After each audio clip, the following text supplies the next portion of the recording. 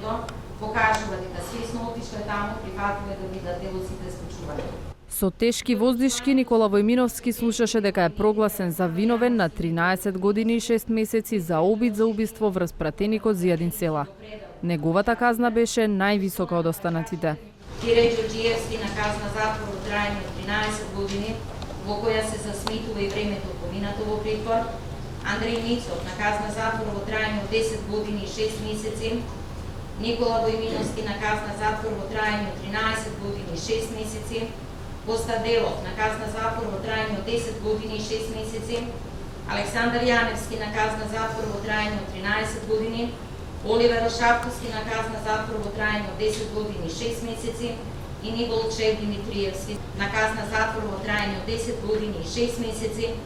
Јаневски и Војминовски добија повисоки казни затоа што според судот во еден момент го извлекле Села од заштитниот пратенички кордон и им го предале на напаѓачите. Ѓорѓиевски пак му го задал еден од најтешките удари со нога во глава пред клубот на пратеници, откако веќе бил изнесен и на подот лежал без да дава знаци на живот. При одлучување на завидот и при одмерување на висината на казната, судот имаше предвид како утешителните, така и обяснителните околности. Во конкретниот случај особена тежина на делото му дава фактот дека действијата обвинетите ги превземаат по законодавниот дом, по Собранието на Република Македонија. Действијата се превземени директно према пратеник, носител на законодавна власт.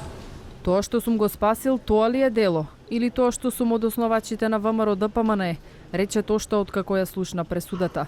Читањето на одлуката се одвиваше во загушлива просторија со расипан клима уред, кој дополнително ја зголемуваше напнатоста. Биди спремен, му порача Димитриевски на татко му пред пресудата, а откако ја слушна Тивко искоментира, ми отиде животот. Адвокатите, обвинетите и нивните семејства меѓу себе коментираа дека пресудите се превисоки. Казните биле блиски до максималната 15 годишна казна за ова кривично дело. Но пред медиумите, освен адвокатот на оштетениот Села, никој не се осмели да искоментира. Тој најави дека неговиот клиент останува на барањето да му бидат исплатени 500.000 евра одштета за нанесениот страф и тешките повреди поради кои се лекувал и во земјава и во странство. Откривичен во истражното одделение во Шутка беа вратени 5 мина, а двајца со полициска придружба во куќен притвор. Поради респираторни заболувања, Андреј Мицов бараше од Шутка да биде пуштен во домашен притвор, но судот го одби барањето. Во овој предмет по 7 месеци притвор Сашо Сенков беше ослободен, бидејќи немало докази за него дека учествувал во обидот за убиство врз Зијадин Села на 27 април минатата година.